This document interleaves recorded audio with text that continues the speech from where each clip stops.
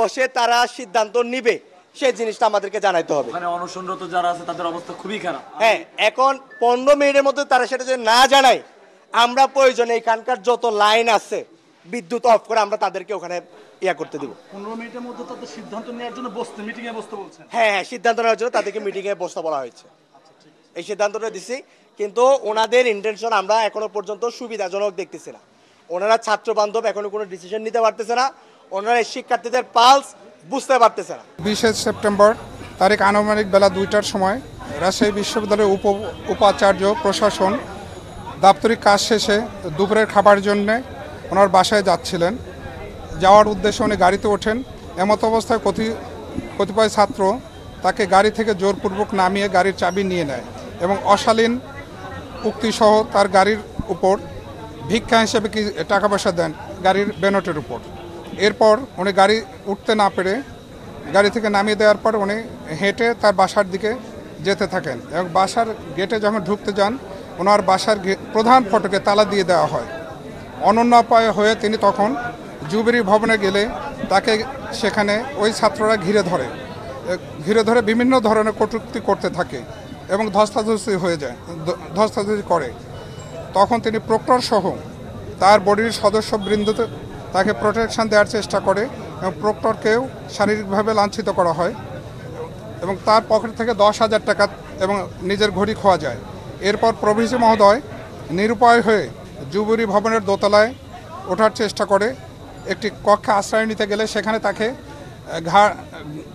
গলা ধরে তাকে ধাক্কা দিয়ে ফেলে দেওয়া হয়। এমন অবস্থায় তিনি পড়ে যান। জুবিলি ভবনে একটি আবাসিক এবং ক্লাব ভবন, এখানে আমাদের অনেক সহকর্মী তাদের পরিবার নিয়ে বসবাস করে এবং সেখানে অনেকের ছোট বাচ্চা স্ত্রী কন্যা সেখানে থাকে। এই পরিবেশে ওখানে একটা ভীতিকর পরিবেশের সৃষ্টি হয় এবং জুবিলি ভবনের অবস্থান প্রভিসি মহোদয় যে কক্ষে অবস্থান করছেন ওই কক্ষের বিদ্যুৎ সংযোগ এবং পানির লাইন বন্ধ করে দেওয়া হয়েছে। তারা সেখানে অশ্রাব্য ভাষায় গালিগালাজ করেছে, স্লোগান দিচ্ছে, যার ফলে ওই ভবনে একটা ভীতিকর পরিস্থিতির সৃষ্টি হয়েছে। ফলশ্রুতিতে ভবনের পরিবারগুলি খুবই আতঙ্কের মধ্যে অবস্থান করছেন।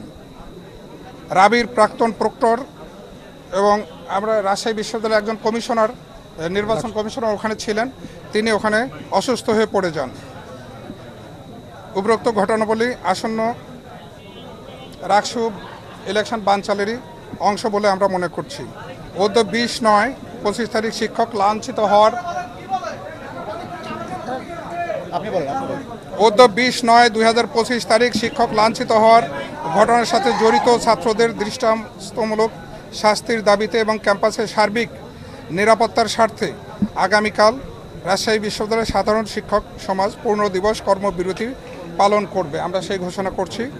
এবং এখানে সকল শিক্ষক কর্মকর্তা কর্মচারীবৃন্দ আগামীকাল পূর্ণ দিবস কর্মবিরতি পালন করব এবং আমাদের এই দাবির বিষয়ে সুষ্ঠু বিহিত না হলে পরবর্তীতে এই কর্মসূচি চলমান থাকবে।